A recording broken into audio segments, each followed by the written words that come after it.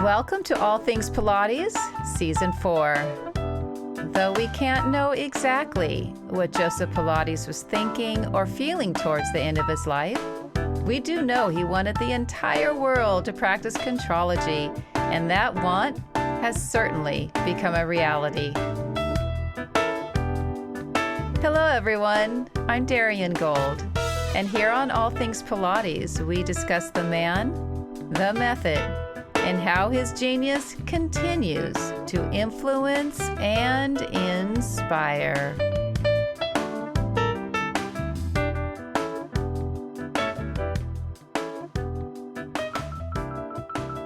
As promised, you will now hear part 2 of my interview with Eva Rincke, the author of the Joseph Pilates Biography. If you recall, in part 1, Eva shared her research of Joe during his childhood, all the way through to his internment on the Isle of Man. Today, Eva will talk about Joe Pilates and his new life in America. Welcome back to the show, Eva. Yeah, hello, good evening. It's great to be with you again. I'm really looking forward to be talking about this New York time of his life. Yes, now it's 1926. The previous year, 1925, he went to New York for the first time to see whether New York was going to be a better place, a better fit, the ability to help his method flourish. And a year later, 1926, he says goodbye to Germany for the last time. He's on a transatlantic liner heading back to New York City. And unbelievably, on the same liner is someone who will help steer and guide the rest of his life. And I'm sure there are a lot of listeners who know who we are referring to, but for those who don't know, who was this someone? Yeah, the someone was a she, and her name was Clara Zeuner, which spells Z-E-U-N-E-R, Zeuner, you say it in German. And she was born the same year as Joe himself, so they were of the same age. She was a few months older. She was born in February 6, in 1883. And she came from a small village near Chemnitz in the eastern part of Germany called Ebersdorf. And her experience, like she came from a very similar background as Joe, because her family also had been moving from house to another place and to another house all the time. And she also had many siblings, and she was living with her family until her mother died in 1914. And then she was staying with her father. She was still living with her father, and they were moving to Kaiserslautern in the west of Germany. And there she was living with her father and some of her siblings. And on the ship statements where you could put your occupation, she said she wrote household. So that's what she had been doing for the first 40 years of her life. She had been taking care of the household for her father. What are the odds, though, of two people meeting on their way to a foreign land? They're the same age, very similar upbringing. Yeah, and I mean, it just sounds like such a romantic story, like meeting someone on a ship to when you're both starting a new life, and then you find each other and you will spend the rest of your life together. The attraction, we don't know at this point if it was romantic, but there was a commonality, a common thread between them in terms of wanting to help people, help humanity, help get people to understand about health and fitness. And Joe talked to her about his contrology system, right? Yeah, I'm so sure he did. I mean, we don't have proof for that, but I think that's what he was doing all the time at that point. And she just made a wonderful listener. So that was really one of the qualities people like if people are talking about her and remembering her the way she was working with them in the studio, she was really able to listen to someone, to she didn't say so much herself. She was rather the kind of person who would be able to listen and not comment. And I think that's just a quality that drew Joe Pilates to her, because that was exactly what he needed, because he had so much to say. And he just needed someone who would be listening to him and who would be absolutely loyal. And She's the perfect sounding board. yeah. Yeah, but she was really a serious person, she was really hardworking person and very reliable. And if you look at all the women he had been with in his earlier life, he always had been women who were his age or older. He was always looking for a person he could rely on, someone to help him. And I think that's what he found in Clara. And I think she also found something in him, because she wanted to start a new life in the United States, and she knew that this was not going to be easy, because all she had was $35, like all the money she brought with her when she went on the ship. And most of the women like her, like untrained women, immigrants from Germany who started working in the United States, they were working in really like these badly paid service jobs in hotels, restaurants, or in factories. And this was not the kind of future anybody was dreaming about. So when she met Joe and heard about his plans to join in and be his collaborator, that was a great opportunity for her. And so I think, even though it sounds romantic that they met on the ship, I think it was rather on both parts also a good business decision, like to find someone you could really rely on and he can help you and you can do something together, make something happen. It was brave of her, though, to come by herself to America, not knowing anyone, with only $35 in her pocket. Yeah, I mean, she had the address of someone her family knew, so some far relation. She would be able to stay at that person's place in the beginning, but that was all. And yeah, and I think because it's so different from, like, if today, if you go to a new country and start a new life, many people will learn the language before that, or you somehow prepare for this. And but she didn't. She just went and risked it all. And yeah, that's really courageous. Very courageous. They get to New York City. How do they end up at 939 8th Avenue? When I was reading your book, I was thinking, did they look at other apartments or other living arrangements, or was it 939 8th Avenue right away? Well, we don't really know for sure about this period. Like, there's no written proof of different apartments Joe was looking at, but I'm sure he was looking at different places. And he had this one person who was helping him and who had convinced him to come to New York, Nat Fleischer, the boxing journalist. And I think he was helping him to find a place that would be right for him. He needed something with a cheap rent and with enough space for a studio and living quarters. And when he found 939 8th Avenue, he saw at once that it was just the perfect place for him, because there was the studio, there was an apartment he could live in, and there was also, he could have his workshop in the same house, so he could work with wood, because that was he was planning to do, also to build his own equipment. So that's what he needed, and the rent was cheap. And I don't know if he knew about this, but it turned out later that it was really important that it was really close to Broadway. So yeah, the location was perfect as well.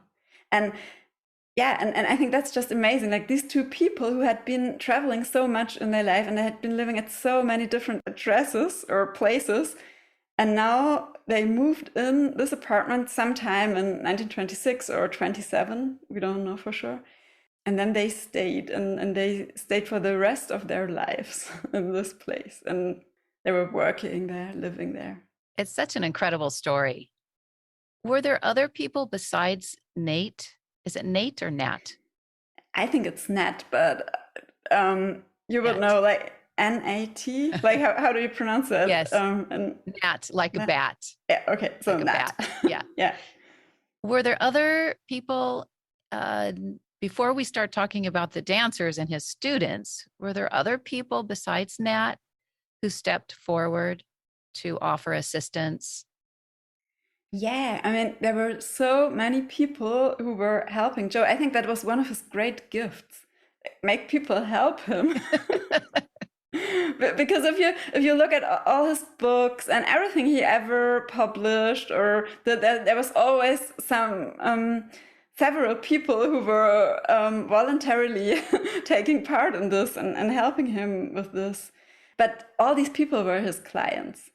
So I think that was just the way you met Joe Pilates, and the way, if you wanted to make a connection with him, this would always be in the studio. This would always be if you were working with him. And if you were an enthusiastic student of the Pilates method, he would be interested in you as well. And then he would find out how you could help him because after he had helped you with your health Body. problems, with your body. And I think that's also why these people wanted to help him, because he had saved them. Like that was what one of these people, Hanya Holm, the choreographer and dancer, who sent so many people to the Pilates studio and helped him so much. And she said, she wrote for him this, "You're my life savior," because he had helped her with a knee injury. And that's what he did for these people, and they wanted to give back to him. And yeah, some of these people, like I mentioned Hanya Holm, but there was also George Ballangine. He sent Romana and many other dancers. There were dancers like Ruth and Dennis and Ted Shawn, who were really important. Then there was the photographer George Heuningen-Hühne, and he had been a photographer for Vogue back in France, and he took the pictures for Return to Life through Chondrology. So that's why these are great pictures in this book. There was Frederick Grant Rogers, who is such an interesting person. Like when I did the research, I really had to focus to do research about Joe, because when I started reading about Frederick Grant Rogers, I really thought that's just amazing. There was the opera singer Roberta Peters, who was working with Joe, and she kept remembering him, and she kept inviting him when she was invited to television, and she was really helping him a lot. And there were musicians like Ralph Hollander and his wife, Ingrid Luce Hollander. They were trying to form a foundation to help the Pilates method. And yeah. All of these people first started as students with Joe. He helped them heal or just get really fit, and they just naturally wanted to give back. So you have people in the arts in one way or another stepping forward and wanting to help. Can we go back to Ruth St. Denis, because she was the pioneer of modern dance, and she shows up at his studio early on. Why did she show up? Yeah, she came because she had a really problem with her knee and her ankle. And this is really harmful for her, because she was already, I think, in her 50s. And this was to keep on dancing and to keep on her routine with practice. This is really hard for her and for her body. And now she was afraid she was not going to be able to dance anymore. And so someone told her about Joe, and he was able to help her. And she had been hopeless.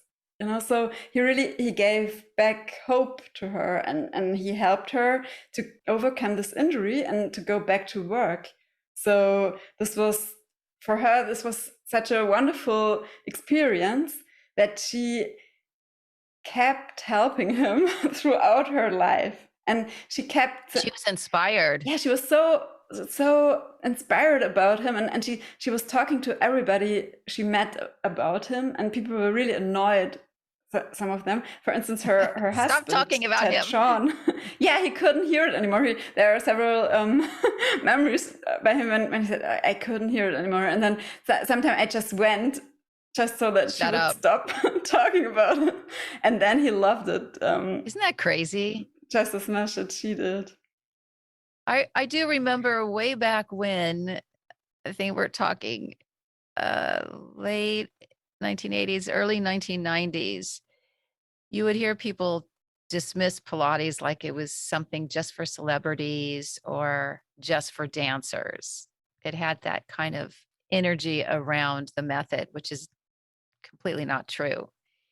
And then once somebody would start, then they can't shut up. They keep talking about it, and they want their friends and their family to have the same experience or a similar experience because it makes you feel so good. Yeah, absolutely. And I think just the coincidence that this happened to Ruth and Dennis was the reason why Pilates became associated so much with dance, because she was just so well connected in the dance community because of the school she and Techon were running, and the Denishon school, and so they knew everybody in dance, and she was telling everybody about it. So that's what brought in so many dancers in the studio. Eve Gentry was the first of the elders. We know them as the Pilates elders, but in the beginning, they were just Joe's students. They were dancers. They either came to him because they were injured or because they just wanted to strengthen their body so they had longevity in their career. Eve Gentry was first, then Romana Krzyzanowska followed her, and then Carola Trier.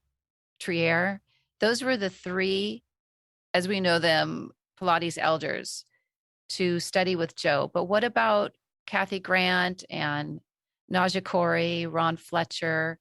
When did they start studying with Joe?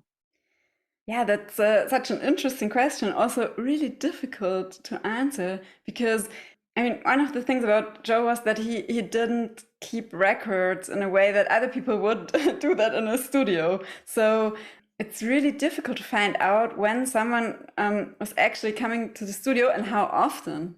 After the Pilates method became so popular, many people were suddenly remembering how much they had been working with Joe.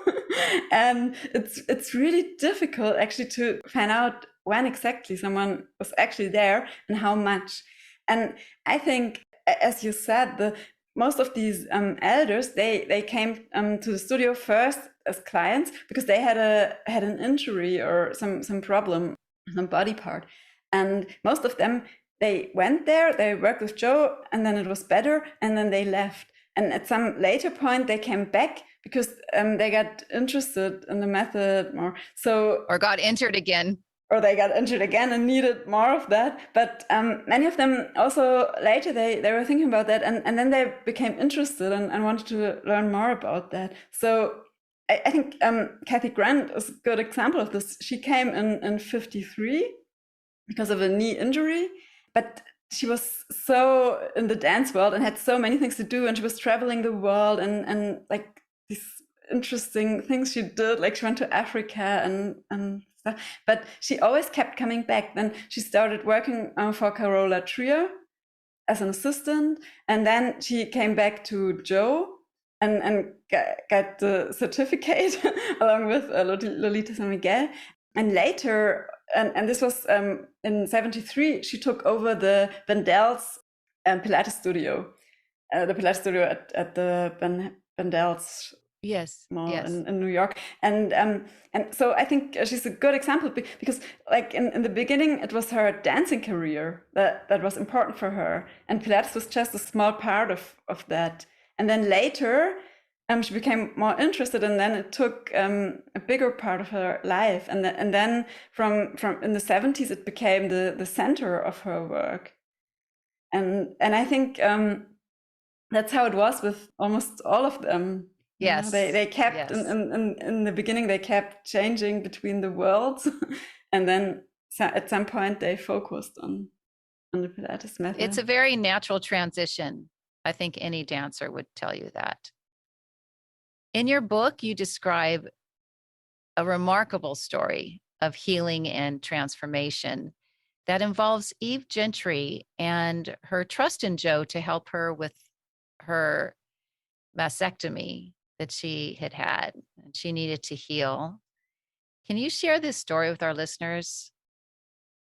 Yeah, I was so moved by the story, I say, because like if Chandri, she was just one of these dancers who came to the studio when she had an injury in 1942. She Hanya Holm sent her because of an injury, and then she went back to the dance world, and she founded her own group, and yeah, she really had an interesting career. And then suddenly, like yeah, as so many people, if you have cancer, it happens like a yeah, like a lightning bolt, and your doctor is telling you there's a knot in your breast, and then she had to go and have surgery, and this was in this time.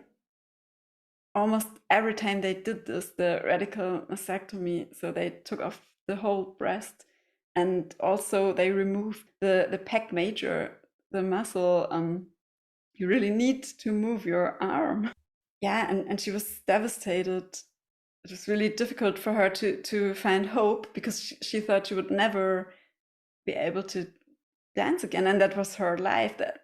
So she went to Joe, and she was hopeless, and she recalls that he said to her, "Don't worry, we fix." Like in the way he didn't speak English so well, but he just had that confidence in his method that he would be able to help her. And I think she needed both. You know, she needed the exercise, but she also needed that confidence, someone to believe that it would be everything would be all right. And then she worked with him really, really hard for 1 year. And after 1 year, she she was able to move in the same way as before the surgery. So her husband was so impressed by that he suggested they record this and make a film. And he was a photographer, so he made a film of her doing the exercises, like the exercise routine Joe had developed for her. And they showed this film in a hospital that worked with breast cancer patients. And when they showed this, the doctors who were present didn't believe she had had a mastectomy. So they went back to the studio and they did another film. And this time she was topless. So on this film you can see her, you can see the injury and the scar. Yeah, and it's really moving to look at that, and the way she's doing the exercises. And they showed this film in the hospital, and the doctors were enthusiastic about this, and they say, "Oh, we have to do something together. We have to set up a program for our patients." And then it turned out that Joe Pilates didn't have medical training, so he never, he never went to the university. He didn't have a degree at all, like not even as a nurse, or so there was no medical degree, and they couldn't risk it, yeah, because of liability. So they couldn't work with him, and this was really very painful for him. Yes, his life's work. And he knew he was right all along. And he wanted to help so much. I mean, he knew that his method was had the potential to help people in this situation, and he wanted to help, and yeah, it wasn't possible. Yes, and in the book we won't talk about it now, but you really get a sense of his despair and his hopelessness.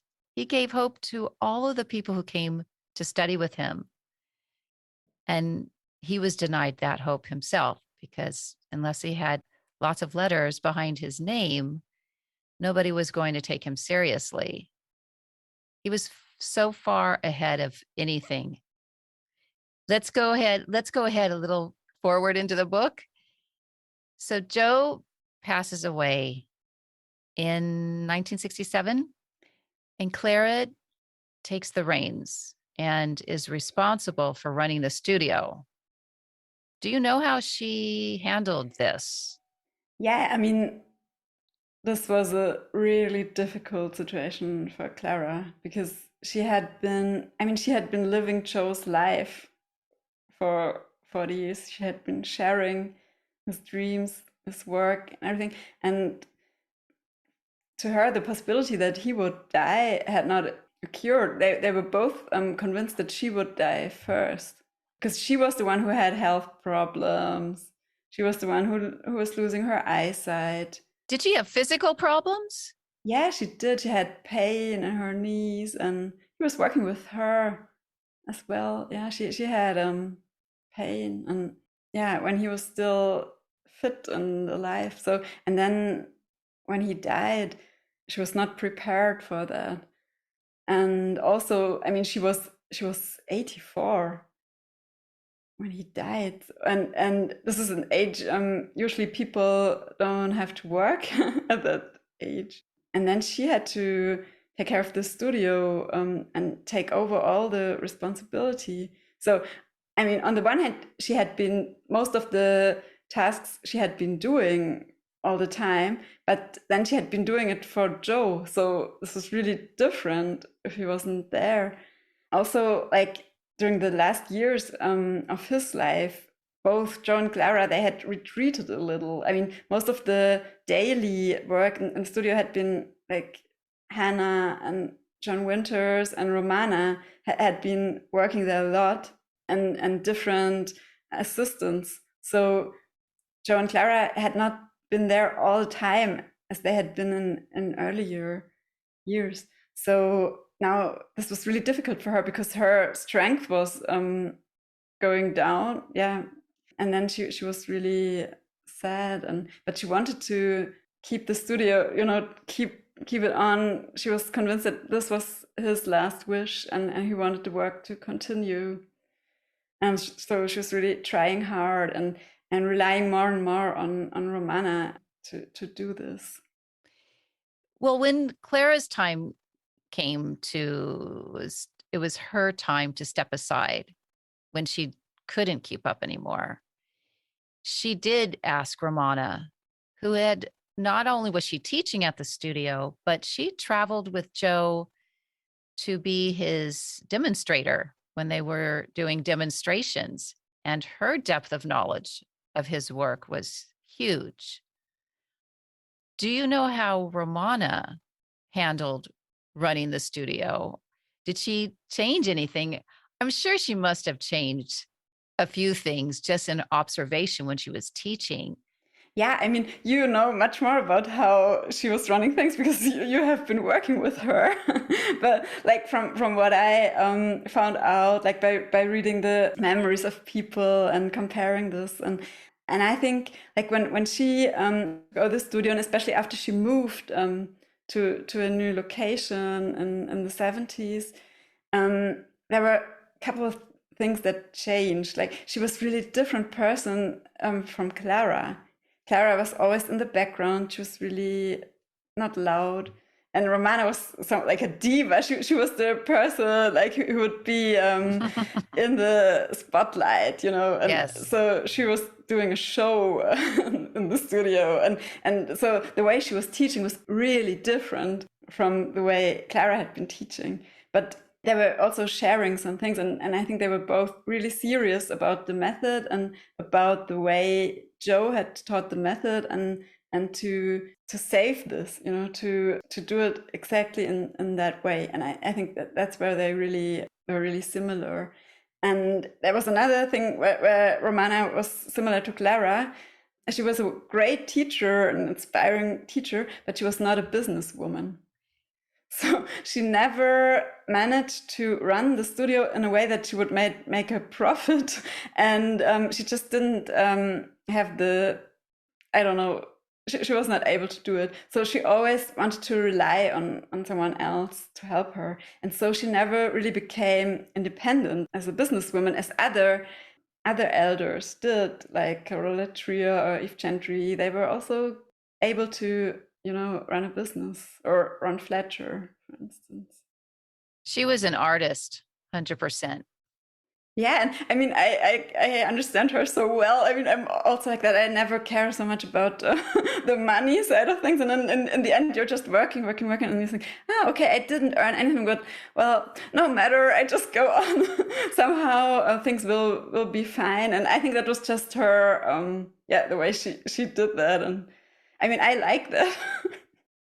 There were plenty of people coming, right? So she didn't have to really worry about it because there was always income there. Yeah, but she just really needed a business partner. She always needed early on. She needed a business partner, and then the studio went bankrupt for several times during the time she was running it. So she always needed a new business partner to bring in more money. Gee, what a surprise. And, but I think that's not the important thing. Like the important thing is that she inspired so many people, and she was really the seed of that the Pilates method was able to spread throughout the world. And I mean, my teacher in Stuttgart, she also studied with Romana. So I mean, all over the world, there are people who worked with her and just and carry her love and her inspiration and her joy of the work.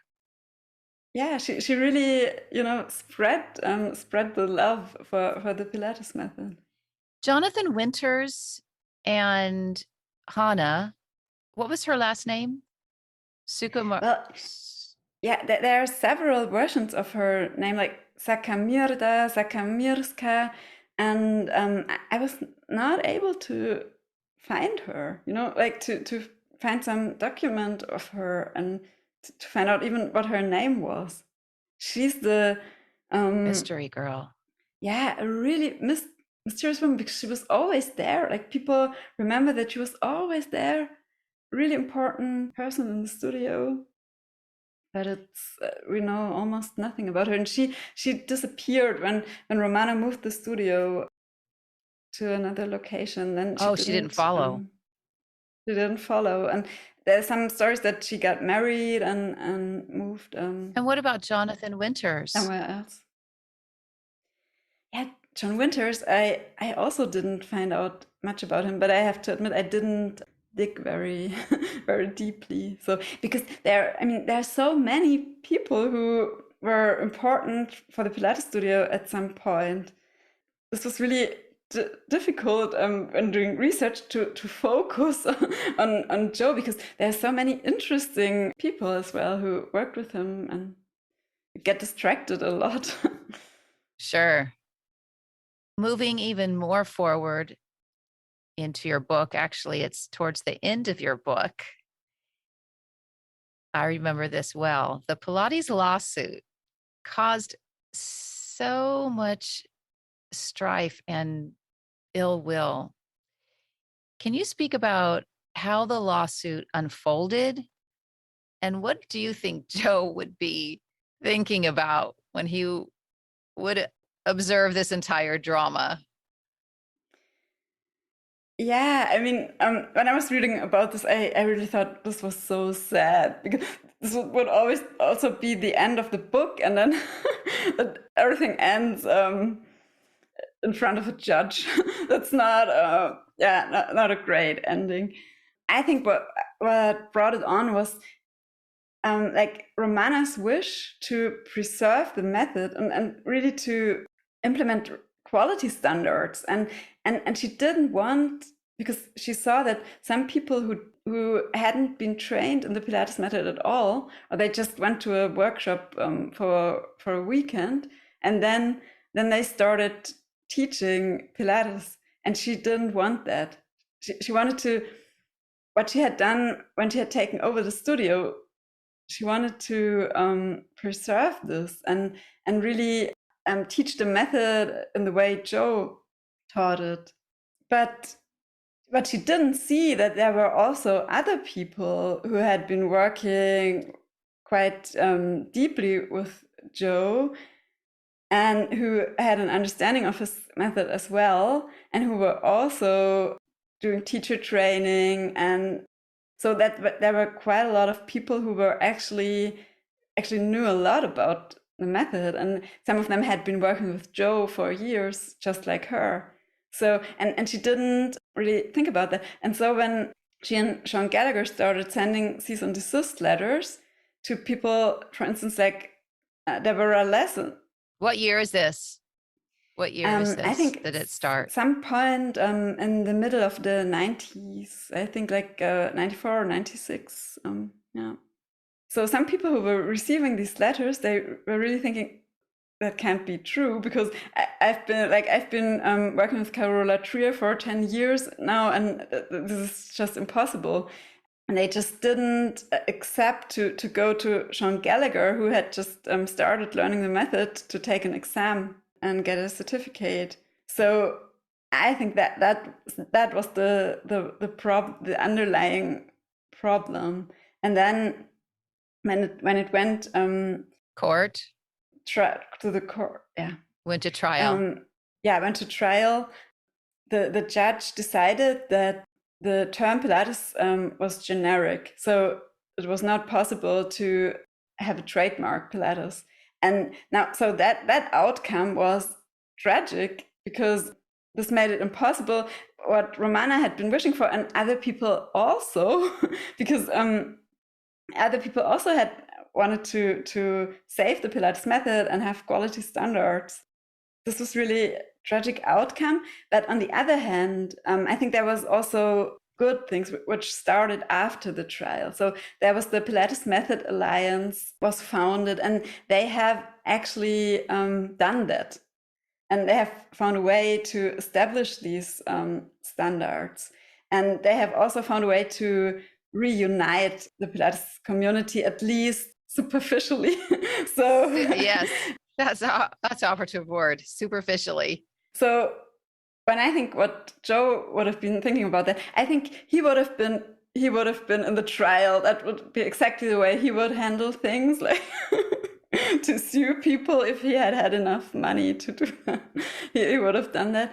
But I think he might also be happy with the outcome, in the sense that now people all around the world know his method, practice his method. They have great teachers who really know a lot about it. And I mean, that was his dream. And it actually came true, even like it was several years after his death, but it came true. And I think that that's the thing that matters the most. Yes, that the world is practicing contrology, as he saw back in 1920 or something. Yeah, it's like 100 years. Exactly. Thank you so much for your time again today, and for sharing more about Joe's incredible life story. Like I said in the first interview, people who are listening who do not have your book, I highly recommend it again and again. It's such an adventure. You really do. You draw the reader in. You're offering a 10% discount for all Things Pilates listeners. The code is All Things Pilates 20. Curious if you are working on any new projects. Yeah, I do. But I actually went back further in time, and at the moment I'm working on a project about the year 1700. They found something, and they thought it was unicorn horn. So they didn't know what it was. And many years later, it turned out that these were mammoth, the teeth of mammoths. I'm really interested in this subject. It's something completely different, but yeah, I'm just a very curious person. And when I found out about this, I wanted to know more about this. So right now I'm working on a book about this incident. That sounds fascinating. Yeah, and I also like, if it's okay for you and if you have a little more time, I would love to ask you some questions as well, because I found out, yeah, you were also part of Pilates history. I always wanted to know more about the 90s. Yeah, when you found out about the Pilates method, and like, I'd love to hear how you heard about it and what made you stay, and also yeah, if you could tell me something about the atmosphere in the 1990s in the Pilates community. 90s, 1990s. It was 1992. I was dancing in a modern ballet dance company, and we were in rehearsal. I can see it as clear as day right now. We were in rehearsal and had taken a little break. One of the dancers came up to me and she says, "Do you want to go take a semi private Pilates lesson or class?" And I said, "What's Pilates?" And the only thing she said in response was, "Just come with me. You're going to love it." And it's so true, because all these years later, not now, thankfully, because everyone around the world knows about him, but in the early 1990s, because I was still dancing and performing, if I went somewhere, let's say I went to a party and met up with someone, and they would say to me, "What are you doing now? Where are you dancing?" etc. I would tell them, but then I would also include this new amazing discipline that I was not only learning and started to teach, but it was becoming something that felt as if it was moving into my cells. It was very deep for me. We went to this, if you want to know, we went to this house in Beverly Hills. It was a large house. There was tons of equipment in the living room and in the dining room. I remember the first time when we walked in there, I saw a woman on the Cadillac, and I think she was in the fuzzies and doing maybe the ballet stretches. I just saw her swinging, and I thought, "Oh, this is just like being in a gymnastic club." So it seemed super familiar right away. Our teacher brought us over to two reformers and instructed us to lie down on the carriage. I didn't know that that was the name. I think she said carriage. She might have just said lie down. And she stood in front of the foot bar, both with myself and with my partner. And we put our feet up on the foot bar, and she says, "Push out." So the physical sensation of pushing out for me it was just like you're doing petit allegro, or you're doing some kind of jump. You're just bending and jumping. So the action was very familiar. The weight of the spring brought me back to my gymnastic days. So this happened all of a millisecond. But when I pushed the carriage out, before the carriage came home the very first time, everything got white and quiet.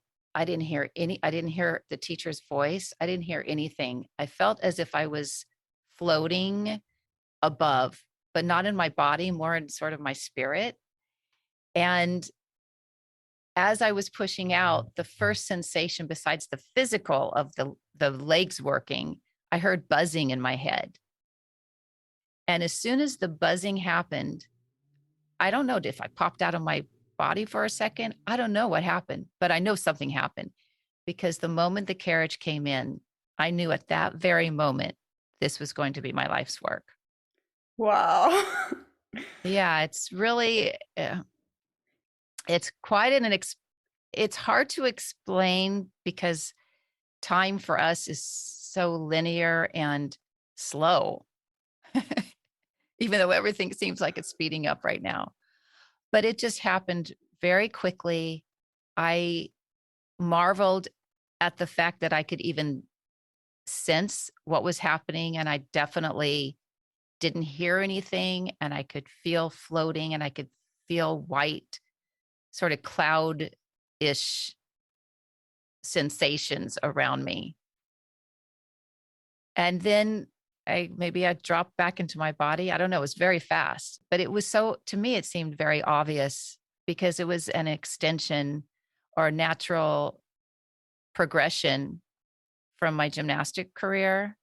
I trained really hard almost every day for 6 years, and I competed, and I there was a lot of density in the training. It was very hardcore and unapologetic. And then an 18-year dance career, which sort of refined me and softened me in certain ways. So that when I started learning the Pilates method and then teaching it soon after, it just, I didn't really need someone to actually show me or tell me how to do it because my body already knew. Wow, this is so interesting. I'm so happy you're sharing that. Yeah. Yeah.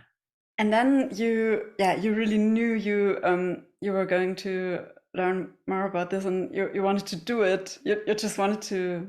Well, I was still dancing. I was still dancing. I was still performing, but I was just utterly intrigued and mesmerized by not only what I was actually experiencing in the body, maybe it was just calling me back to my gymnastic days and how powerful I was and felt. And then having the more of the technical understanding about biomechanics with my dancing, and also had a 10-year yoga practice. So it was like a culmination of everything. And when I started teaching my students, who I'd already been teaching uh, weight training, aerobics, stretch classes, this was in 92 or, yeah, about 92. I started teaching pretty soon after. It just sort of brought everything together to a focal point. And like many people have said on this show, and just if you talk to them, you fall in love with it. You literally fall in love with it and his vision. Wow, yeah. I mean, that's just wonderful to hear how you describe it. Thank Yeah, you. it's such an emotional Very, it experience. was very, when I talk about it, I still get chills because I know that what happened that very first lesson, the very first repetition of footwork, I know that was real because I have had other psychic phenomena happen to me and I'm aware of. So I didn't freak out or I didn't think it didn't happen. But the fact that it did happen, I listened. And I knew that if something on such a high level was calling me, that I needed to be still in my spirit and answer. So that's why I do feel like this podcast is a way that I can continue the love that I have for this work to help others by introducing like you and other guests to my listening audience because everybody has a different experience and point of view, and yet we're in our heart we're all touched. That's a great source of where your happiness is. And if we had that kind of peace through Pilates, that the old guard in terms of war, all of that, it just feels as it's the time is done and we have to move through the planet with a sense of humanity. And that's what Joe brought us.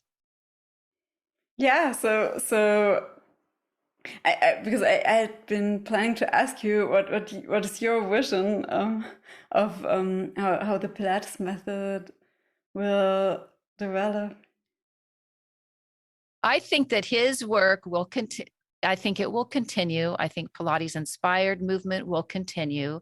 I think the original archival traditional work will continue because there are many of us who feel desperate to preserve his original vision.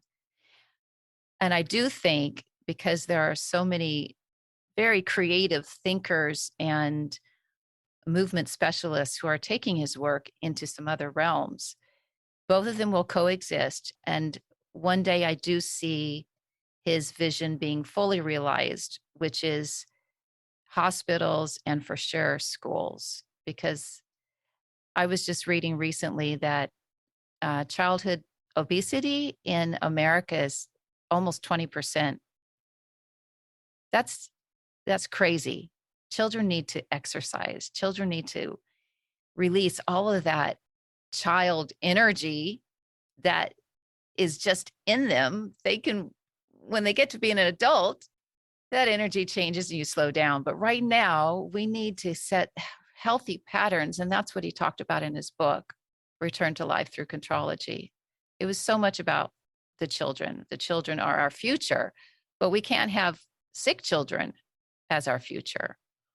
So I do think that once the work is embraced in the school systems and in hospitals, as if there might be a Pilates wing or a department in all hospitals, in the rehab, even if there's not a rehab area, that they create it because his work is so powerful. And using Eve Gentry and the footage as a perfect example of what is possible.